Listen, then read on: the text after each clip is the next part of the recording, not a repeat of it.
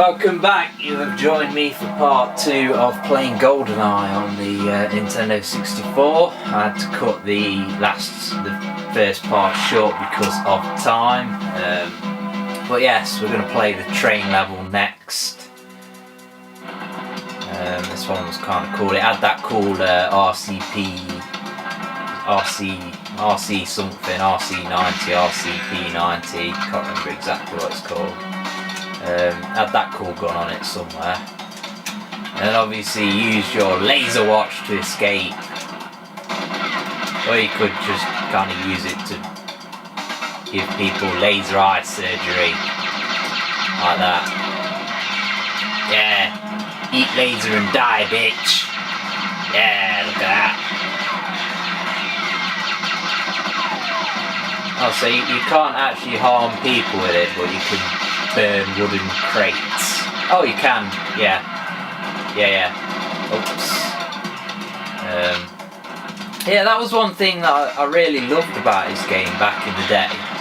Was that you could just have fun with it. The replayability of the game, because you just could play it and mess about, and then obviously you had the cheat modes as well, so you could fuck about playing it with cheats on, you know, fucking Donkey Kong mode, give them all big heads. There was a paintball cheat as well, where your bullet holes were basically paintball, and that was pretty cool as well.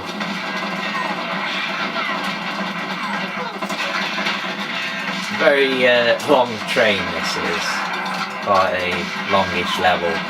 And then at the end of it you're with Natalia, whatever her name is, and you have to use the laser to cut your way out of a little metal hatch and escape from underneath the train, which is pretty cool and was quite hard to do sometimes. Sometimes it took a few attempts to this level. Sure, I could do it nowadays. First person shooter veteran I am. No, not really. But I do like my first person shooters. Also love a bit of retro. Gotta have a bit of retro in your life, haven't you?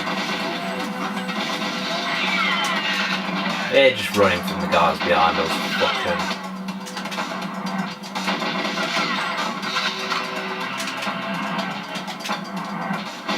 I think there was some guys like hidden in them cupboards there, yeah.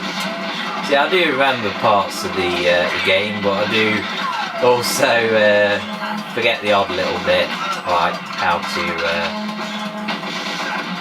which way to go on certain levels at times. Although the game it's kind of mostly linear, but with a few tasks that you can do in different orders. Orders locked. What did you do here? Did you have to just kill everyone before you can? Or did you have to shoot that or something? I can't remember. Is that it? No.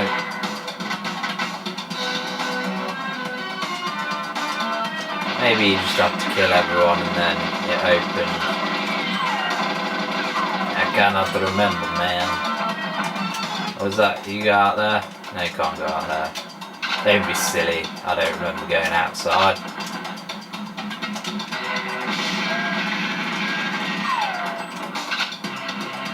Yeah, I'm basically guessing that you have to kill everyone in the level before you can go through that door.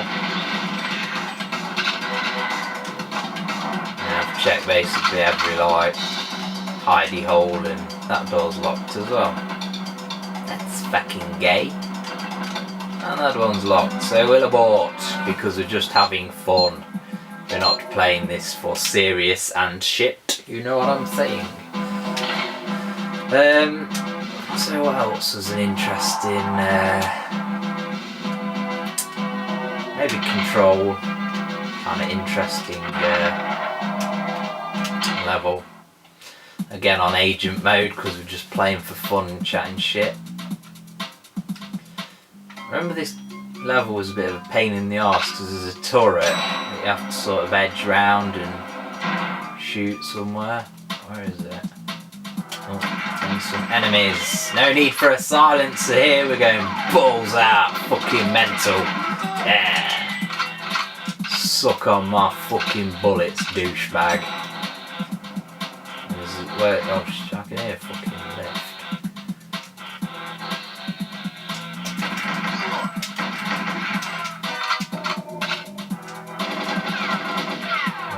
Or was it? It must have been in the high difficulty levels that they put a turret into the level. Pretty sure there's a turret that's a pain in the ass on this level. Unless it's when she's opened the door. I don't know. We're not no bitch. Can't go out there. Don't be ridiculous. Go on, get that fucking door open, bitch. Yeah. Look at the intricacy of the control panel and the graphics.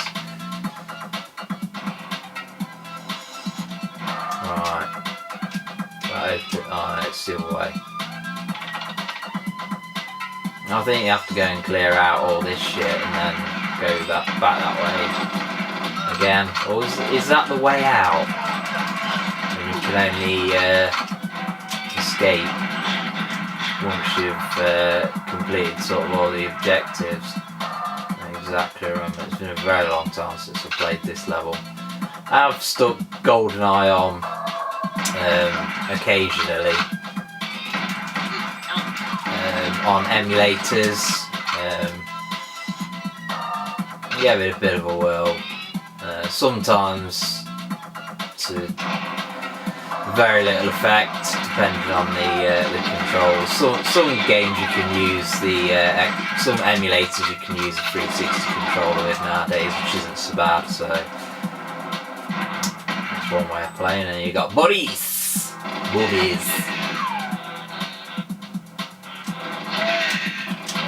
Is this the room with all the turrets at the side? Yeah, it's a pile of ass that room. You don't want to go in there. There's a little hidey hole here in this level somewhere. I'll go and find that if I can. Oop. No, these guys have got other ideas. No hidey holes for you, sir, Mr. Bond. I like my willy shaken, not stirred. With a flath of pussy. What was it? Does he go up further? Yeah, you can go up further into the sort of rafters.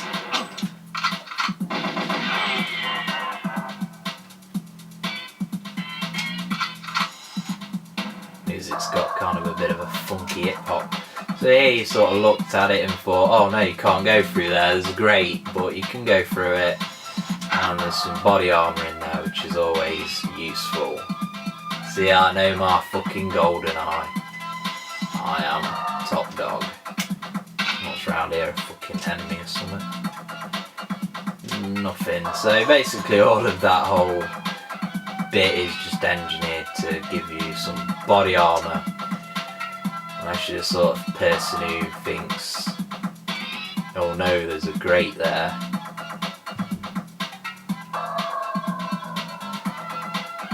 So yes, I think we've got time for one more level.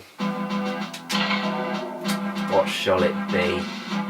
Archives is quite good fun. It can escalate and get out of hand really quickly. So to show you how that works. Some of the levels had infinite amounts of enemy, or I think it might be 1,000 enemies, 999 enemies that get spawned. Well, basically they just keep coming through doors once the alarm gets set off. I remember in Nintendo sort of magazines you used to have challenges, and it was like this person killed 1,000 people in 30 minutes and shit like that.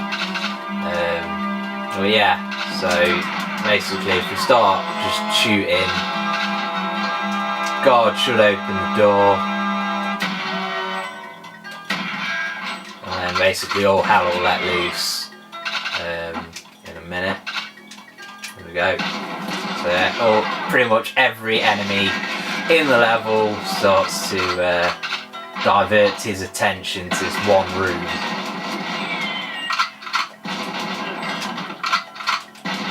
And you can just stand here and it's just so much fun just shooting fuck out of all these Russian bumper clerks.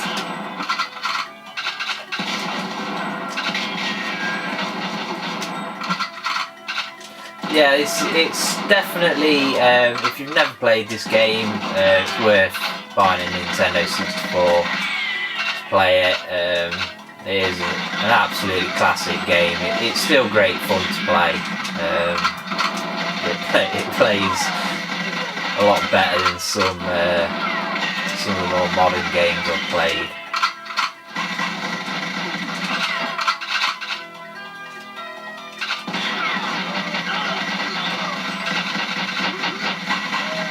It's one of those games that's nice because it doesn't cost a lot. You know, there's some great games out there that, yeah, that's great, but that costs a lot.